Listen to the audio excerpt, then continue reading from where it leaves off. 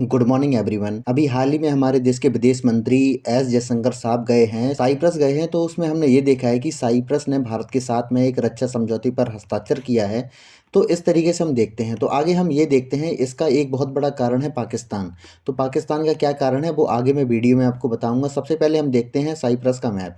Cyprus आपको यहाँ मिलने वाला है अगर आप इंडिया से यहाँ आप जाते हैं। तो ये आप गल्फ ऑफ एडन से पार करके जब रेड सी में क्रॉस करते हैं, उसके बाद सुएज कैनाल से क्रॉस करने के बाद यहाँ एक आइलैंड आपको मिलेगा, उसको हम साइप्रस बोलते हैं। तो इस तरीके से हम देख सकते हैं। साइप्रस की अगर मैं बात करूँ, साइप्रस बहुत पहले तक एक ऑटोमन एम्पायर का हिस्सा था। उसके बाद हमने ये देखा कि इस तरीके से हम मैप को देख सकते हैं, ये दो भागों में बटा है और इसकी जो राजधानी है वो निकोसिया है। इस तरीके से हम देखते हैं और इसको हम देखते हैं दो पार्ट में इस तरीके से हम देख सकते हैं।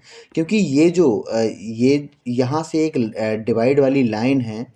इस तरीके से हम देखते हैं, ये जो लाइन गई है, क्या होता है कि ये वाला जो हिस्सा है इसको जो टर्की ने कब्जा करके रखा है, और ये वाला जो हिस्सा है इसको हम साइप्रस बोलते हैं। इस वाले को हिस्से को जो टर्की है इसने कब्जा करके रखा है, और यहाँ पे जो बहुत सारे अपने लोग हैं इनको बसा के रखा है। क्योंकि इसका बहुत बड़ा रीजन ये है कि यहाँ की जो डेमोग्राफी है इसको जो टर्की है चेंज करवाना चाहता है। तो इस तरीके से हम देख सकते हैं। अगर मैं हिस्टोरिकल बैकग्राउंड की बात करूँ तो 1878 के पहले यह ऑटोमन एम्पायर का हिस्सा था। उसके बाद हमने ये देखा कि जो ऑटोमन एम्पायर जैसे ही बिखरा था, उसके बाद 1878 में ब्रिटिश साम्राज्य के अंतर्गत आ गया था। उसके बाद हमने ये देखा कि जिस तरीके से ये गुलामी लगातार वहाँ पे चलती रही थी, लेकिन 1960 में जो साइप्रस है आज़ाद हुआ। तो इस तरीके से हमने ये देखा था कि 1960 के पहले यह मतलब अंग्रेज़ों की कॉलोनी थी। इसके बाद हमने ये देखा कि जिस तरीके से जैसे ही वो आज़ाद हुआ तो वहाँ पे जो गृह युद्ध शुरू हो गया। तो उसके बाद जो सत्ता संघर्ष जिस तरीके से शुरू हुआ, तो उसमें हमने ये देखा कि 1974 में साइप्रियट नेशनल गार्ड जो वहाँ की एक सेना थी, उसकी अगुवाई में एक तख्ता पलट हुआ। और वहाँ पे जो चुने हुए राष्ट्रपति थे, मार्क थर्ड, तो उनकी जो सरकार को बेदखल कर दिया गया था। और उसके बाद हमने ये देखा जो ये बेदखल की गई सरकार थी, इसमें जो बहुत बड़ा रोल जो प्ले किया गया था वो ग्रीस के द्वारा जो पूरा जो समर्थन प्राप्त था, इस तरीके से हमने देखा था। और इसके बाद अगर मैं बात करूं, तो अगर मैं साइप्रस की बात, देखिए तुर्की जो था, तुर्की ने साइप्रस के उत्तरी हिस्से पर कब्जा कर लिया। उसके बाद हमने यह देखा, और यह हमला दो चरणों में हुआ था। दूसरे चरण के दौरान तुर्की ने फेमागुस्ता शहर को भी अपने कब्जे में ले लिया, और लगभग जो 36% जो साइप्रस का हिस्सा था वो अपने अवैध कब्जे के रूप में रखा है। लेकिन भारत इसका समर्थन नहीं करता। भारत जो साइप्रस को एक देश के रूप में मानता है, और जो हिस्सा इन्होंने कब्जा करके रखा है, जैसे हम ये देखते हैं जो पाकिस्तान के जो समर्थन करता है पीओके वाले क्षेत्र की अगर मैं बात करूं पाकिस्तान वाले में, तो हम भी इसका जो समर्थन इसलिए करते हैं क्योंकि ये पाकिस्तान के साथ में जो हमारा कश्मीर का इशू है उसमें टांग अड़ाता है। इसलिए हमारी ये जिम्मेदारी हो जाती है कि हम टर्की को कंट्रोल करें। इस तरीके से हम देखते हैं। इसके बाद अगर मैं बात करूं, तो इसके बाद हुआ ये कि तुर्की ने जैसे ही वहां पे हमला किया, तो वहां पे लगभग 1,62,000 के आसपास ग्रीक साइप्रियोट्स रहते थे। तो उनकी जिस तरीके से वहां पे हमला किया गया नॉर्थ साइप्रस में, तो वहां के जो लोग हैं शरणार्थी बनकर रह गए। और 1975 आते आते वहाँ की जो अवैध कब्जा हुआ था उसमें, तो वहाँ पे अपने अपने घर छोड़ने के लिए मजबूर हो गए। और अपने घरों को जो संपत्तियाँ उनकी थीं, तो वहाँ छोड़कर भाग गए। और इसके बाद हमने ये देखा कि जो 20,000 लोग बचे थे, वो इस क्षेत्र को छोड़ने के लिए तैयार नहीं थे। उसके बाद हमने ये देखा तो धीरे धीरे उनके ऊपर जो अत्याचार बढ़ाया गया, और वो भी जो घर छोड़ने के लिए मजबूर हो गए। अगर मैं आज की बात करूं, तो नॉर्थ साइप्रस में लगभग 300 लोग वहाँ के जो अगर मैं लोकल लोगों की बात करूं, ग्रीक साइप्रियोट्स की बात करूं, तो वहाँ पे सिर्फ 300 लोग ही इस समय बचे हैं। अगर मैं साइप्रियोट संकट की अगर मैं बात करूं, तो वहाँ पे जो सबसे बड़ा संकट ये होता है कि वहाँ पे लोगों का लापता होना, वहाँ पे जो सबसे बड़ा संकट हम देखते हैं। और इसके बाद हमने ये देखा कि तुर्की ने हमले के दौरान और उसके बाद ग्रीक साइप्रियोट्स को गिरफ्तार किया, उनको यातना गृह में रखा, और 2000 से ज़्यादा युद्ध बंदियों को तुर्की की जेल में रखा गया।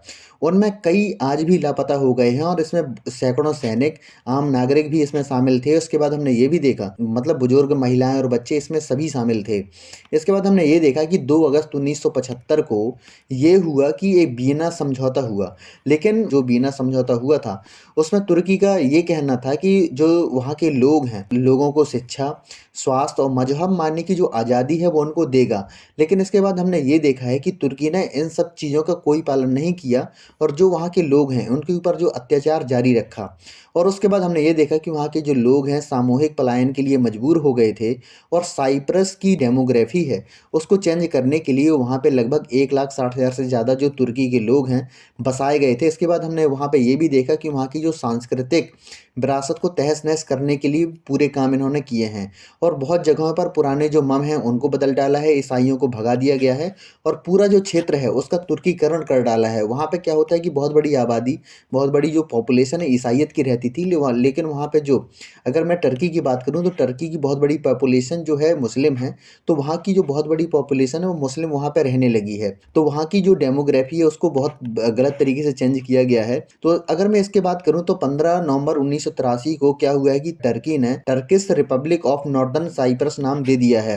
इसके बाद हमने ये भी देखा है कि जो अगर मैं टर्की की बात करूँ, टर्की जो है साइप्रस के साथ-साथ में लीबिया की अगर मैं बात करूँ तो लीबिया की स्वतंत्रता के ऊपर भी एक टाँग अड़ाता है और उसमें हमने ये भी देखा कि लीबिया में तुर्की लगातार दखल दे रहा है। जो वहाँ पे हथियारबंद विद्रोही हैं उनका भी खुलकर समर्थन करता है और वहाँ पे ये चाहता है तुर्की कि वहाँ की जो सरकार बने इनके जो ये कहें वो करने लगे, एक कठपुतली सरकार बने, इस तरीके से ये चाहते हैं। और हमने ये देखा कि लीबिया के एक एयरबेस पर भी तुर्की ने अपना कब्जा करके रखा है। इसके बाद हमने ये देखा है कि जिस तरीके से कश्मीर के मुद्दे पर लगातार टर्की बोलता है तो इसका हमारा बहुत बड़ा अच्छा एक साधन होता है साइप्रस की बात करूँ तो। इसके बाद हमारे देश के जो विदेश मंत्री की बात करूँ तो ये गए हैं विजिट में साइप्रस में। तो साइप्रस में उनके जो विदेश मंत्री हैं उनके साथ में रक्षा समझौते पर हस्ताक्षर किए हैं और लगातार इस तरीके से बहुत सारी रिपोर्ट्स इसमें पब्लिश हुई हैं। इसके बाद हमने ये भी इसमें बोला गया है कि Jaishankar sign defence corporation agreement with Cyprus on visit. इस तरीके से हम देख सकते हैं और यह एक हिस्टोरिकल विजिट होगा। इससे हम ये देखेंगे कि भारत की आर्मी वहाँ पे युद्ध अभ्यास करेगी और बहुत सारे डिफेंस की फील्ड में लगातार हमारे जो कॉर्पोरेशन है बढ़ते जाएंगे। तो इस तरीके से हम देखेंगे आगे चल के और लगातार इस तरीके से हमारे देश के विदेश मंत्री ने बहुत सारे इसमें जिस तरीके से उन्होंने बात की है इंडो पैसिफिक के लिए भी बात की थी, जितनी नेबरहुड है हमारी कंट्रीज है उनके बारे में बात की है, जो बेस्ट एशिया के बारे में बात की है, यूक्रेन वॉर के बारे में भी इसमें बात की गई है और लगातार इनमें बात होती है। इसके बाद हमने ये देखा है कि साइप्रस ने इंटरनेशनल सोलर अलायंस में भी उन्होंने अपने जो हस्ताक्षर किए हैं वो भी इंटरनेशनल सोलर अलायंस का वो एक मेंबर बन गया है। और इसका एक बहुत बड़ा कारण मैंने अभी आपको बताया था कि जिस तरीके से लगातार पाकिस्तान का समर्थन करता है जम्मू कश्मीर के लिए, जिस तरीके से टर्की पाकिस्तान का समर्थन करता है जम्मू कश्मीर के इशू को लेके, तो इस तरीके से हमें जो बैलेंस बनाना पड़ता है।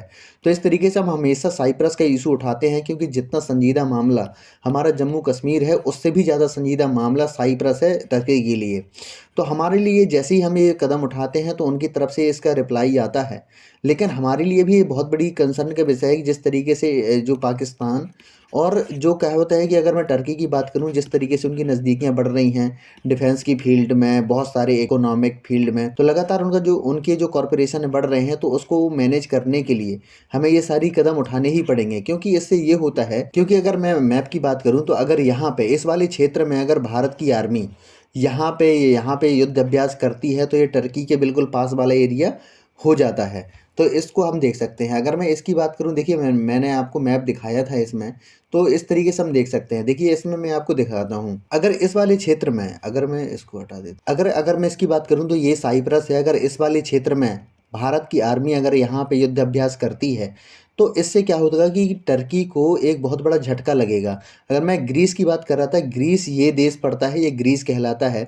ग्रीस का भी इसका समर्थन प्राप्त था जब वहाँ पे तख्तापलट हुआ था। जो ये सबसे बड़ा विवाद है वो टर्की और जो ग्रीस है इसके बीच में भी आता है। जो अगर मैं ग्रीस की बात करूँ तो ग्रीस जो है जो साइप्रस का समर्थन करता है। तो आशा करता हूँ कि आपको वीडियो अच्छा लगा होगा। अगर आपको वीडियो अच्छा लगा हो तो प्लीज़ इस चैनल को सब्सक्राइब कीजिए, लाइक कीजिए एंड बेल आइकन का बटन जरूर दबा दीजिए, जिससे आपको आने वाले जो सभी वीडियो हैं वो आपको मिल जाए। धन्यवाद।